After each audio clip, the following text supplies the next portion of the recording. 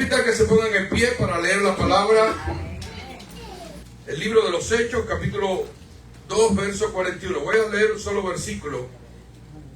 Así que los que recibieron su palabra fueron bautizados y se añadieron aquel día como 3,000 personas. Padre, gracias porque eres bueno.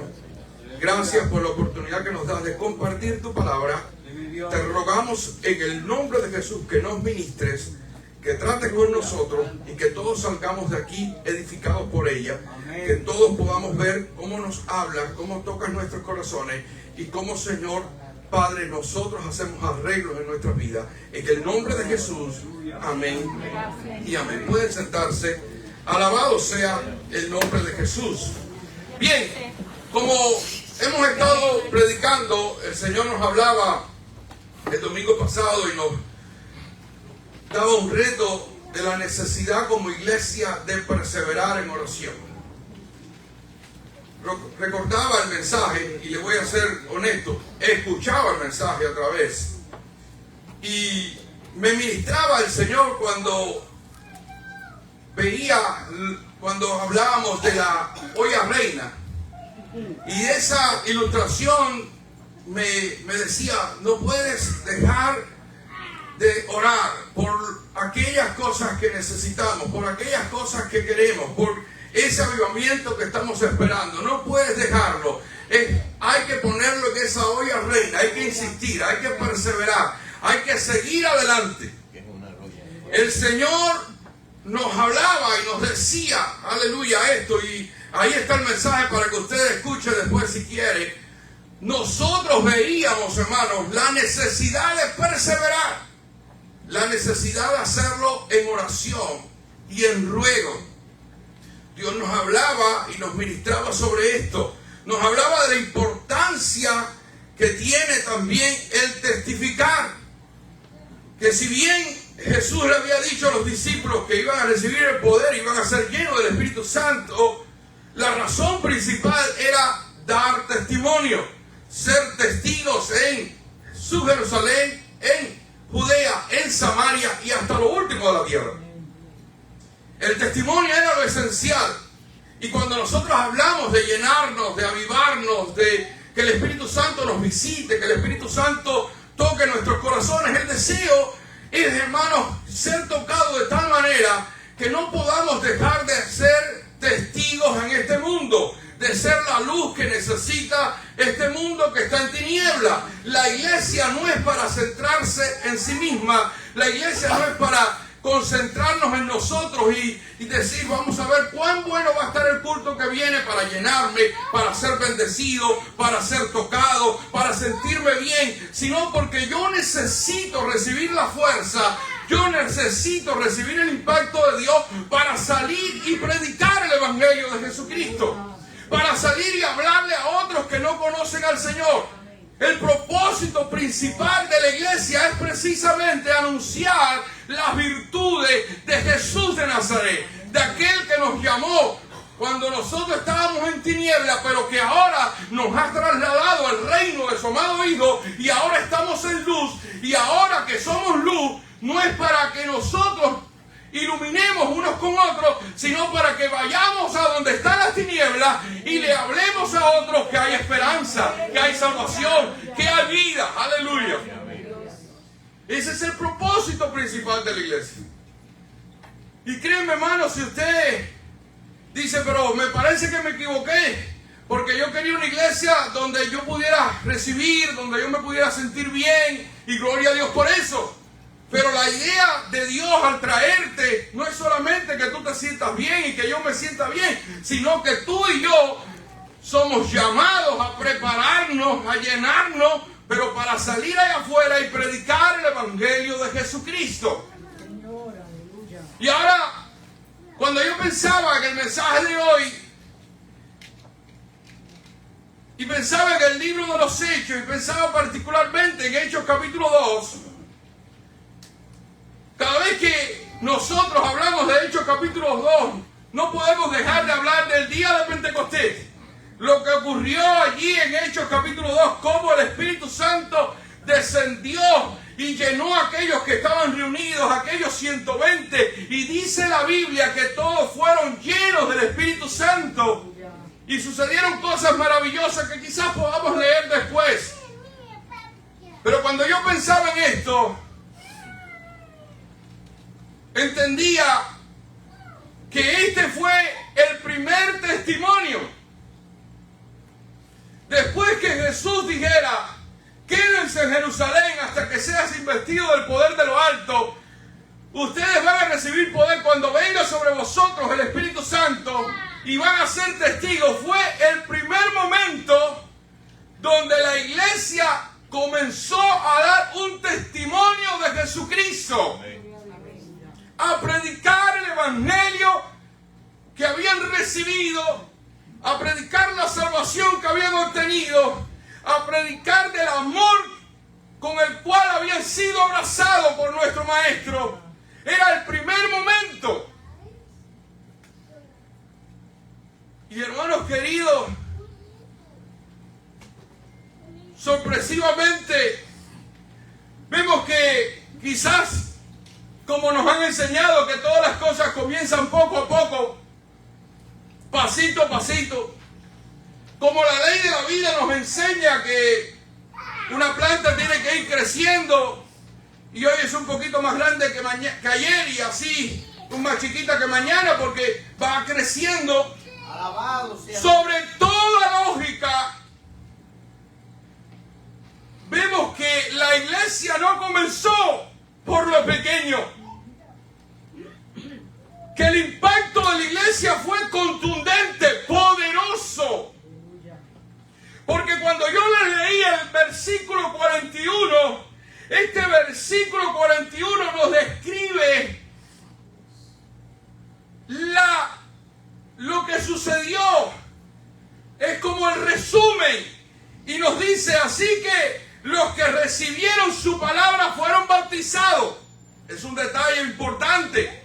Pero lo que más me impacta es que dice: y se añadieron aquel día como unas 3 personas, como unas 30 personas, como unas 300, 3,000 personas. 3,000 personas recibieron. 3,000 personas fueron tocados por el Señor.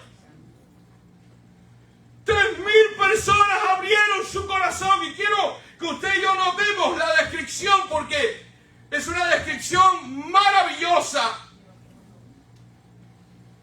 ¡Qué manera de comenzar de la iglesia!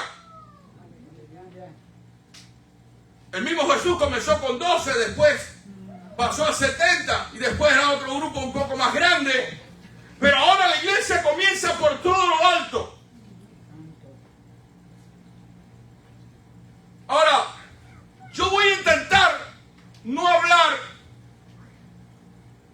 con muchos términos teológicos, porque yo tengo una congregación que tiene personas que han estudiado, pero tengo una congregación que es mayoritariamente muy nueva y no entienden estas cosas. Pero tristemente hay mucha teología que nos indica que las personas son elegidas para salvación y otros para perdición, y los que van a ser salvos son los que son elegidos.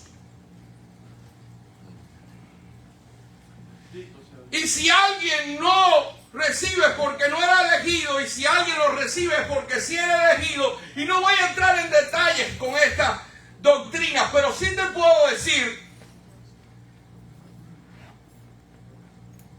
que ¿qué pasó con la historia? Dios se le ocurre elegir a los primeros 3,000 a ser salvos, y después nos deja a nosotros de buchito en buchito. Quiero decirte algo, hermanos queridos, y te voy a comparar el asunto de la salvación a grandes rasgos con lo que pasó en Edén. Dios sabía que el hombre y la mujer iban a pecar, sí. ¿Le tomó por sorpresa a Dios? No. ¿Se enteró al otro día de que el hombre había fallado? Tampoco. De hecho, Jesús, la Biblia nos enseña que Él preparó de antemano la solución. El mismo Jesús fue inmolado antes de que el mundo fuera formado. Pero la Biblia nos registra que Dios hizo al hombre perfecto. Nos registra que no era la voluntad de Él perfecta que el hombre fallara. Pero no hizo un hombre robot, no hizo una máquina, hizo una persona con libre albedrío, libertad para escoger, libertad para tomar acciones. Alabado sea Dios. Y el hombre, tristemente, usó esa libertad, desobedeció a Dios, y la Biblia dice que ese pecado que hizo el hombre, que allí en Edén pasó a todos los hombres, y todos nosotros recibimos la herencia de pecado por causa de Adán y Eva. ¿Por qué les cuento esto? Les cuento porque la salvación tiene algo similar a esta historia. Hay muchísimos versículos y pasajes de la Biblia que nos enseñan que la voluntad de Dios es que todos sean salvos. Que Dios quiere que todos procedan al arrepentimiento. Que oremos por todos los hombres. Para que todos los hombres sean salvos. Todos se arrepientan. Todos vengan al conocimiento del Señor.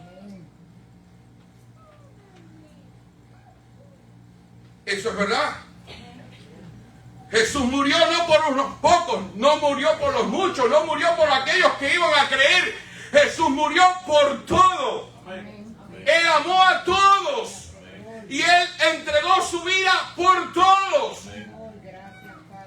Ahora, al igual que la doctrina que hablábamos acerca de la caída, también sabemos que Él sabe quiénes son los que lo van a recibir y los que no lo van a recibir. Que Él es soberano, que Él sabe todas las cosas. Y conoce los corazones de aquellos que lo van a aceptar y lo van a recibir, y conoce los corazones de aquel que lo van a rechazar. Pero es Dios en su soberanía, no el hombre en su libre albedrío, el que ha hecho lo que ha querido, sino Dios en su soberanía, el que estableció que el hombre fuera libre. Libre para escoger, libre para decidir, libre para hacer. ¿Y por qué yo les digo todo esto, hermano? Porque quiero que usted y yo entendamos algo.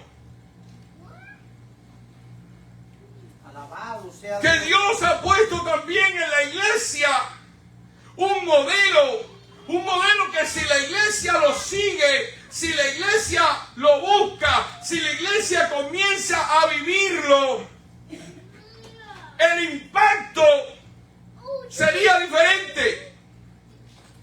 Cada vez que yo hablo con alguien o cada vez que pienso en esto, hermano, cuando dice sencillamente Dios sabe los que se van a salvar, Dios escogió a unos para salvación y otros para condenación, cada vez que yo pienso en esto, yo digo, ¿y qué ha pasado con los tantos siglos de oscuridad que ha tenido la iglesia? En ese tiempo la salvación estaba, para aquellos cubanos saben lo que les voy a decir, por la libreta, por la cuota establecido. Hay una cuota, te toca en el 1100 se van a salvar este año nada más 10, aquí no se va a salvar más nadie. Por eso la iglesia tiene que caer en un deterioro terrible de pecado, de maldad, de idolatría, porque la cuota de salvación, los que tocan en este año. ¿Acaso Dios hace esto? ¿O Dios quiere y ha querido siempre una iglesia poderosa? Amén. Una iglesia que haga su obra que evangelice, que trabaje, que haga lo que le toca hacer, porque hay un mundo allá afuera que necesita a Cristo. Ahora te voy a decir algo para que no te confundas. Dios sabía que iba a pasar con la iglesia, sí. Y lo permitió también. Pero es Dios en su soberanía el que le ha dado la autoridad y lo ha puesto en nuestras manos como iglesia a hacer o no ser lo que Él quiere que seamos. Y la iglesia, hermano, cuando usted ve la historia de la iglesia primitiva, hermano, en menos de 3 siglos, estamos hablando de menos de 3 siglos, porque es unos 200 años y tanto, más de la mitad del mundo conocido bajo persecución, bajo 10 emperadores que mataban y asesinaban a los cristianos. La iglesia conquistó más de la mitad del mundo conocido. Más de la mitad de la población era cristiana. La cuota era mayor para ese tiempo, no estábamos en el periodo especial. Después de los años 300, la iglesia entró en un periodo especial de escasez. No, hermanos queridos, la iglesia perdió el fuego del Espíritu Santo. La iglesia perdió el poder del Espíritu Santo. La iglesia perdió la unción del Espíritu Santo. La iglesia dejó de pensar en aquellos que necesitaban a Cristo. Entonces el llamado para nosotros en la iglesia no es ese conformismo para decir, bueno, van a venir a la iglesia los que tienen que venir, van a ser salvos los que van a ser salvos. El llamado de nosotros es ser todo lo que Dios quiere que seamos y que Él haga lo que Él quiera. ¿Se van a salvar los que Él quiera que se salven? Sí. ¿Van a ser tocados y van a venir los que Él quiera? Sí. Pero no va a ser porque yo no voy a hacer la parte que me toca hacer. Como iglesia, yo tengo que hacer lo que me toca. Y vemos una iglesia, hermano, que comenzó así. Vino el Espíritu Santo. Aquellas personas fueron llenas del Espíritu Santo. Miren lo que sucedió. Después Pedro se levantó y dio un discurso. Yo no voy a entrar en detalle. Hoy yo no traigo ni el iPad para no leer notas. Quiero que la palabra nos ministre. Y yo veía y decía, wow, el discurso era importante porque el discurso tenía que ver con los que iban a escuchar. Y le hablaba a aquellos que estaban escuchando, y aquellos que escuchaban entendían las profecías de Joel y entendían los salmos de David y escuchaban bien. No era un mensaje a inconversos, aunque eran inconversos, porque era un pueblo judío, un pueblo bien entendido. Pero eso me daba otro desafío en mi mente. Decía, pero si entonces hubiera sido más difícil convencer a los judíos. No era un pueblo cualquiera. Un pueblo que acababa 50 días atrás de crucificar a Jesús de Nazaret. De entregarlo. Alabado sea Dios. Que gritaban, crucifíquenle, crucifíquenle. Que contemplaron la cruz y le decían atrocidades y blasfemaban su nombre. Pasaron 50 días y ahora llega el poder del Espíritu Santo, es derramado de una manera especial. Y dice la Biblia, no voy a leerlo, si usted quiere puede leerlo, que cuando esto ocurrió vino un estruendo y se repartieron las lenguas como de fuego. Y hermano,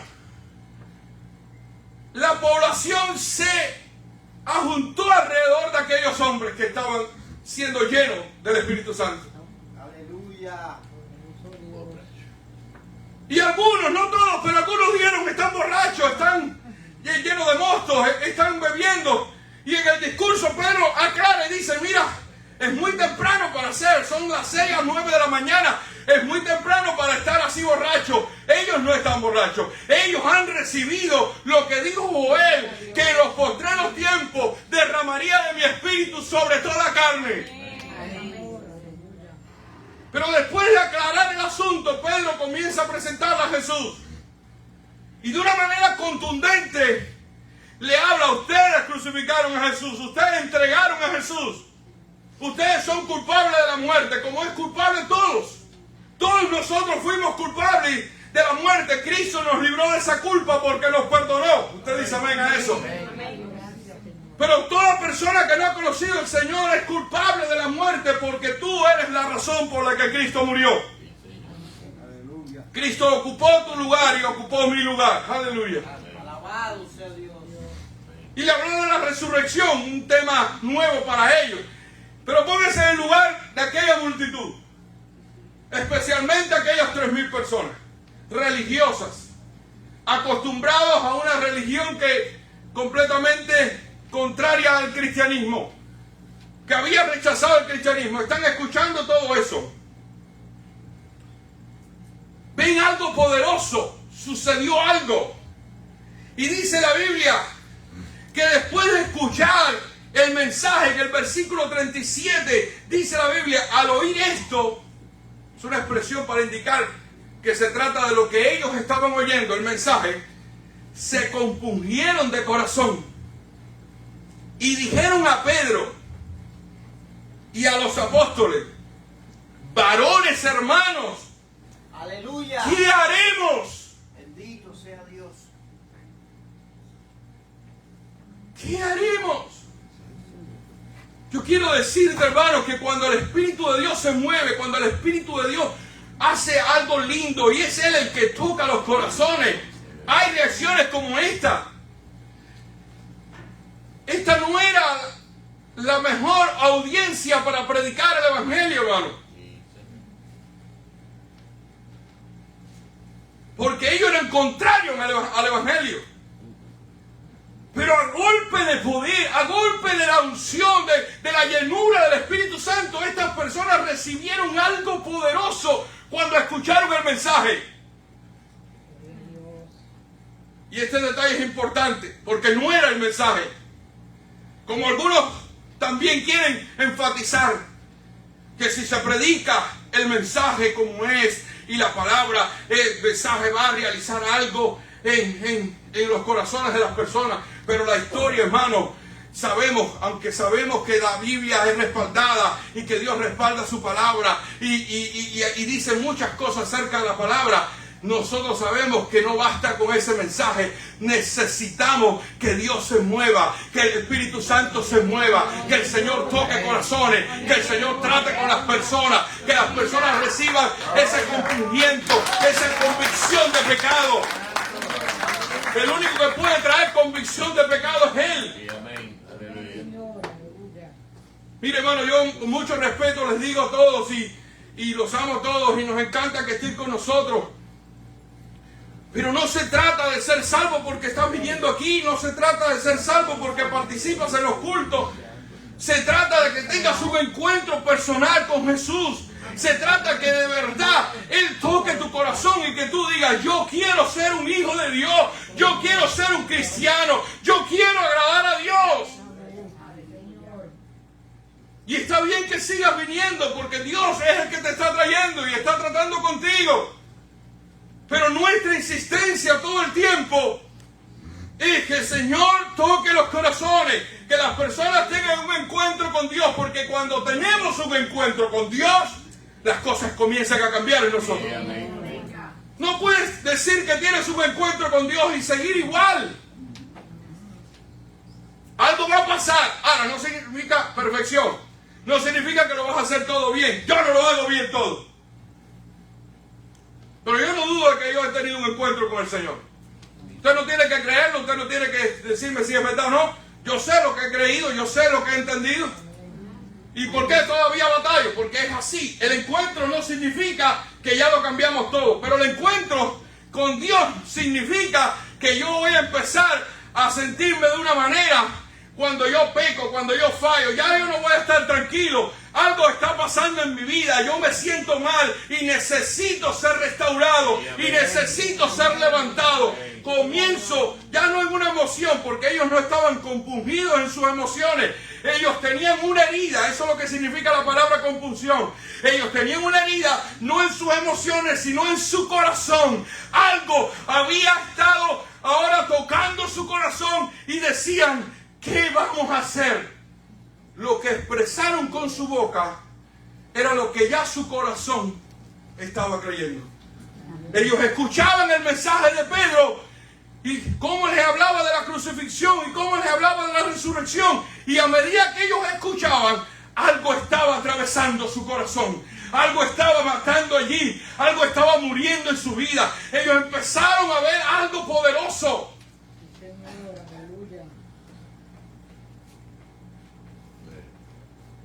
La mente empezó a luchar, claro que sí. ¿Y qué van a decir los fariseos? ¿Y qué va a decir tu vecino religioso? ¿Qué van a decir? Aleluya, esto es parte del mensaje. Esto ocurre en vivo. Para Jesucristo somos los Gibsons. Quítalo el audio nada más, quita el audio, hermano.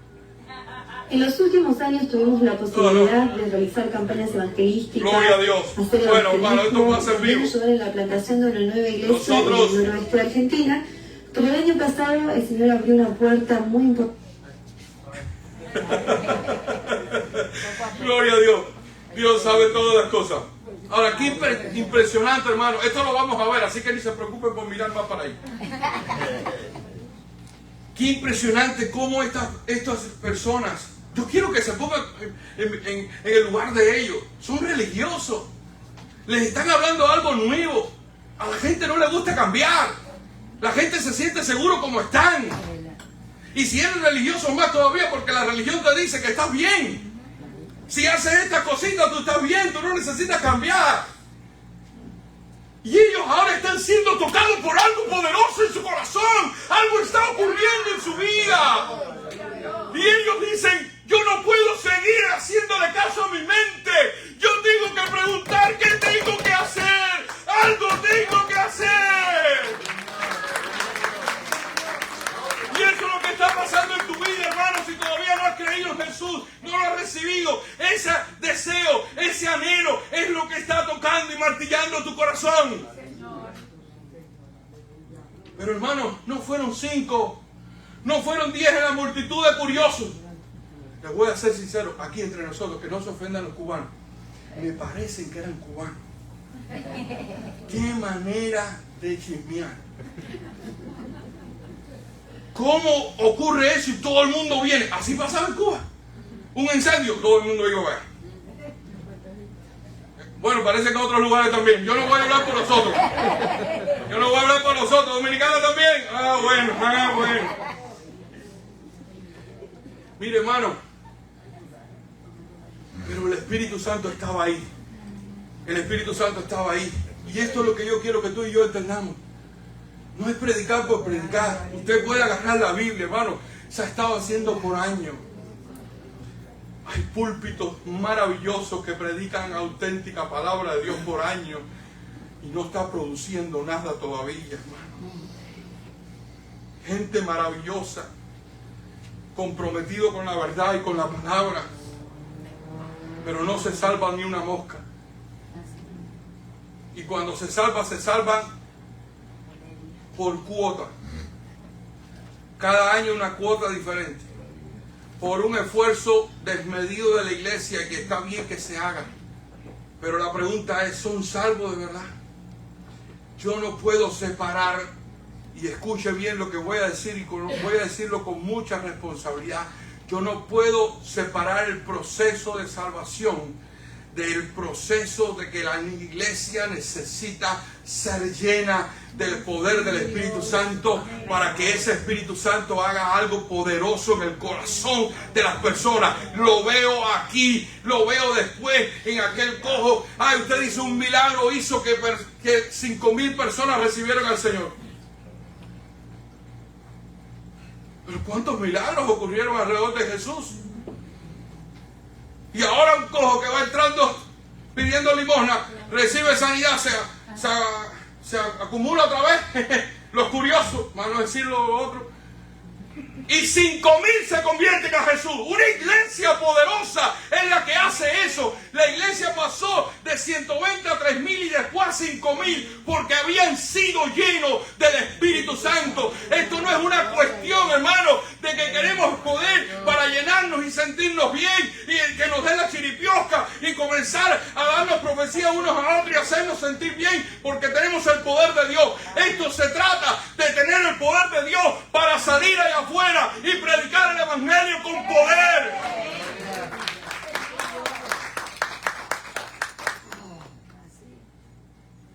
Recuerdo a alguien que me dijo una ocasión, pero ¿no te has dado cuenta que esta iglesia ora muchísimo? Y siempre tienen testimonio de visión. Y en una ocasión tenía una visión, y no critico a nadie, pero toda la visión tenía que ver con un mosquito, con una vaca, con un ternero, con no sé qué. Y todos lo veían y todos lo entendían. Y después se pasaban el día interpretando las visiones. Y como se mueve el Espíritu Santo. Y hablaban muchísimo. Y aquella iglesia que cada día se ponía más pequeña. Y usted decía, ¿pero qué está pasando?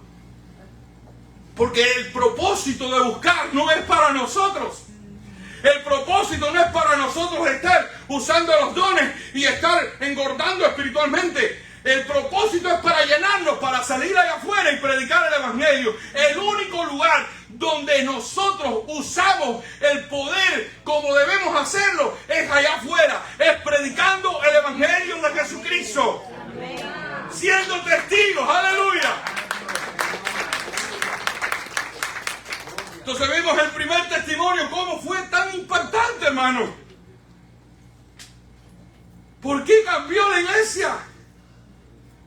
Dios dijo, esto va a ser hasta los 3 primeros siglos.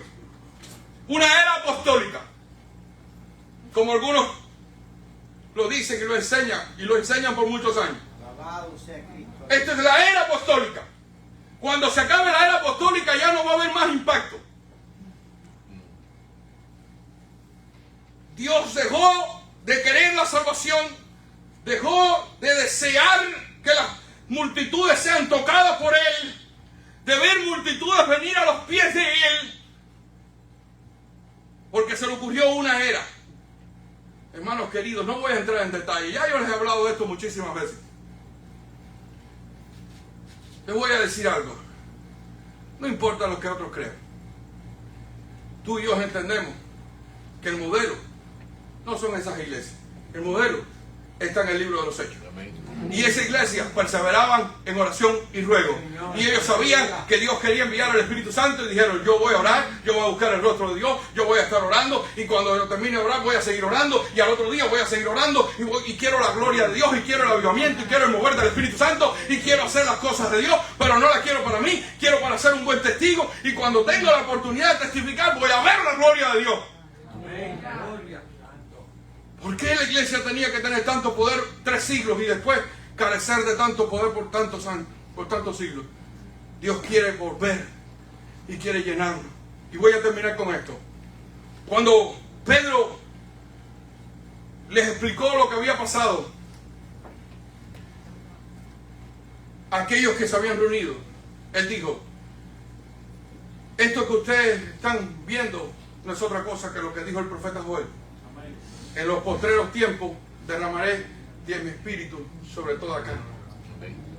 Voy a derramar mi espíritu sobre los ancianos, sobre los niños. Voy a derramar mi espíritu sobre los siervos. Voy a derramar mi espíritu sobre toda persona. Voy a llenarlos con mi espíritu. Alabado sea Cristo. Eso se cumplió. Esa palabra la dijo Pedro. Y lo dijo inspirado por el Espíritu Santo. Y dio como cumplimiento esa palabra en más o menos el 30 al 33 después de Cristo. Han pasado casi 2000 años. Y te dejo una noticia. Esa palabra todavía es vigente. Amén. Porque todavía estamos en los postreros tiempos. Amén. Si los postreros tiempos fueran los últimos días antes de la venida del Señor, entonces no era una palabra para el libro de los Hechos. Pedro se equivocó y sabemos que Pedro no se equivocó. Pero si Pedro dijo que esa palabra se estaba cumpliendo en sus días, entonces significa que los postreros tiempos es desde que Cristo ascendió al cielo hasta que Él venga. Ese es el espacio de los postreros tiempos. Y mientras que estemos en los postreros tiempos, en este tiempo de los gentiles, en este tiempo que Dios está tratando con la iglesia, tenemos la posibilidad de que esa palabra se cumpla en nosotros y que toda la carne sea llena del Espíritu Santo. Todos nosotros seamos llenos del poder del Espíritu Santo. ¿Cuántos quieren eso? Amén.